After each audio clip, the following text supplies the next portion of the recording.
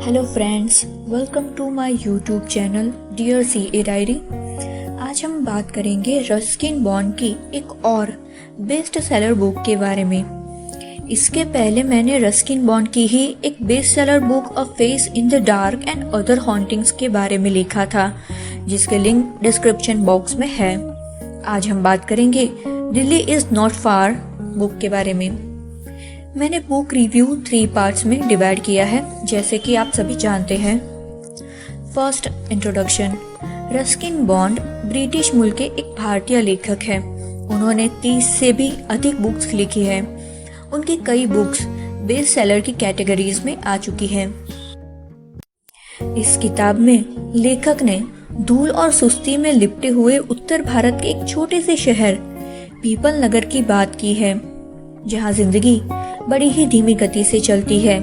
ना तो कोई बड़ी घटना घटती है, ना ही कोई बड़ी खबर छपती है। एक दिन और दूसरे दिन में कोई फर्क नहीं होता है। छोटे से शहर पीपल नगर के लोगों के सपने भी छोटे हैं, जिनकी उड़ान दिल्ली तक पहुंचकर रुक जाती है।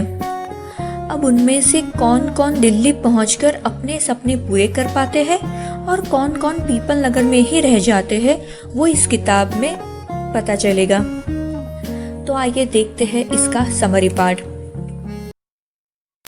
इस किताब में कहानी पीपल नगर में रहते एक लेखक अरुण और उसके आसपास के लोगों में घूमती है। पहले तो लेखक ने अपने एक कमरे के छोटे से घर के बारे में बताया है, जो महज 12 फीट लंबा और 7 फीट चौड़ा है।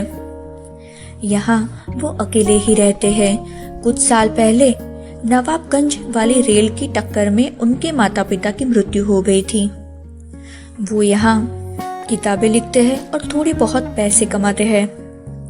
वैसे अरुण के कमरे में वो अकेले नहीं रहते, कभी कभी कोई भिखारी भी उनके साथ सोने के लिए आ जाता है, पर शर्त ये होती है कि वो बीमार ना हो। इस किताब के अनुसार लेखक दिल्ली जाने के सपने देखते हैं, जो महज उस शहर से 200 माइल दूर है, जहाँ कितना कुछ हो रहा है। पंचवर्षीय योजनाएं, नए बांध, हवाई अड्डे, नए व्यापार। वहाँ तो सिनेमा घर में भी पिक्चर देखने को मिल जाया करते हैं। ये सब सुनहरी दिल्ली के सुनहरे सपने लेखक को लुभाते हैं। पीपल नगर में रहता नाई दीपचंद का भी सपना है कि वो दिल्ली जाकर नाई की दुकान खोले और प्रधानमंत्री के बाल काटे। ऐसा ही एक और है दिल्ली जाने के सपने देखने वाला अजीज, जिसकी यहाँ पीपल नगर में कबाड़ी की दुकान है। वो भी दिल्ली के चांदनी चौक में अपनी कबाड़ की दुकान खोलने के सपने देखता है। पीताम्बर नाम का शख्स जो यहाँ साइकिल रिक्शा चलाता है, उसका दिल्ली जाकर स्कूटर रिक्शा चलाने का सपना है। और रामू जो दीपचंद जैसे ही नाई का काम करता है, उसका भी सपना दिल्ली जाने का है। पीताम्बर, दीपचंद, रामू, अजीज, अपना लेखक अरुण, सबके सब दिल्ली जाने के सपने देखते थे। सिर्फ कमला की जो वेश्या थी, वो हाल ऐसा करने की जरूरत नहीं समझती थी, क्योंकि वो अकेली औरत थी और कोई मर्द नहीं था उसके साथ। लेखक के अनुसार आसपास के गांव वालों से बहुत कम उत्साह और आत्मविश्वास पीपल नगर के लोगों में था। ऐसा नहीं था कि इस शहर में निराशा छाई थी, पर यहाँ लोगों की सोच ऐसी बन गई थी कि उन्हें जीने मरने से कोई फर्क ही नहीं पड़ रहा था। इस किताब की कई कहानियों में लेखक ने अपने बहुत अच्छे दोस्त सूरज के बारे में भी लिखा है, जो महज 18 साल का था, फिर भी उसको अक्सर तेज दौरे पड़ते थे। वो अमृतसर के स्टेशन पर अपने माता पिता से बिछड़ गया था, जहां आने वाली रेलगाड़ियां सरहद पार से हजारों शरणार्थियों को उबलती जा रही थी। उसका कोई घर नहीं था, वो कहीं पर भी रात गुजार लेता था। बाद में लेखक ने उसे अपने घर में आसरा दिया और तब से वो लेखक का बहुत अच्छा दोस्त बन गया। सूरज की शादी के लिए लेखक के दिमाग में एक लड़की थी, जिसका नाम था कमला। वो पेशे से एक वेश्या थी, जो 22-23 साल की थी और शादीशुदा थी। वो लेखक को अपना भाई मानती थी। इस किताब में एक और कहानी है, जो रस्किन बॉन्ड की दूसरी किताब अ face in the dark and other hauntings में भी है। ये दोनों एक ही कहानी है, मतलब दोनों बुक में कहानी रिपीटेड है। इस कहानी में एक गणपत नाम के आदमी की दोस्ती एक भूत से थी, जिसकी वजह उसकी बर्बादी का कारण बनी। पीपल नगर के वासियों ने भूकंप का भी अनुभव किया था, जिसके बारे में लेखक ने यहाँ लिखा है।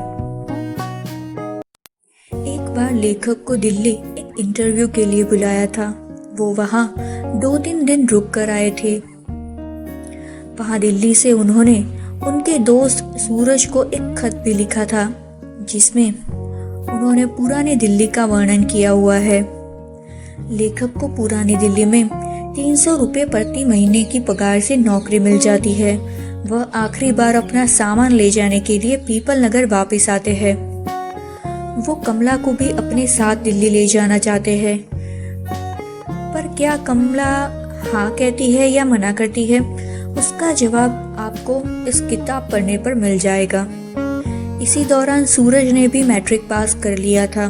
क्या वो भी लेखक के साथ दिल्ली चला जाएगा या वो पीपल नगर रह जाएगा? ये जानने के लिए भी आपको इस किताब को पढ़ना पड़ेगा। तो ये थी Delhi is not far book की समरी। अब आते हैं कंक्लूजन पार्ट पर। देखने जाए तो ये पीपल नगर के लोगों के इर्द गिर्द घूमती कहानी है। वहाँ के लोगों की जीवन शैली, सपने, ध्येय, आत्मविश्वास के बारे में है। कहानी की शुरुआत में कमला नामक वैश्या ने लेखक को रक्षाबंधन के दिन राखी बांधी थी, पर कहानी के एंड में लेखक शायद कमला को प्यार करते हैं ऐसा लिखा है। वो मुझे थोड़ा कॉन्ट्राडिक्ट लगा।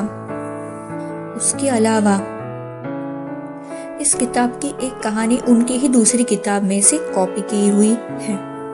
बाकी ओवरऑल आप छोटे शहर के लोगों के तौर तरीके या जीवन शैली के बारे में पढ़ना चाहते हो तो आप ये किताब एक बार जरूर पढ़ सकते हो।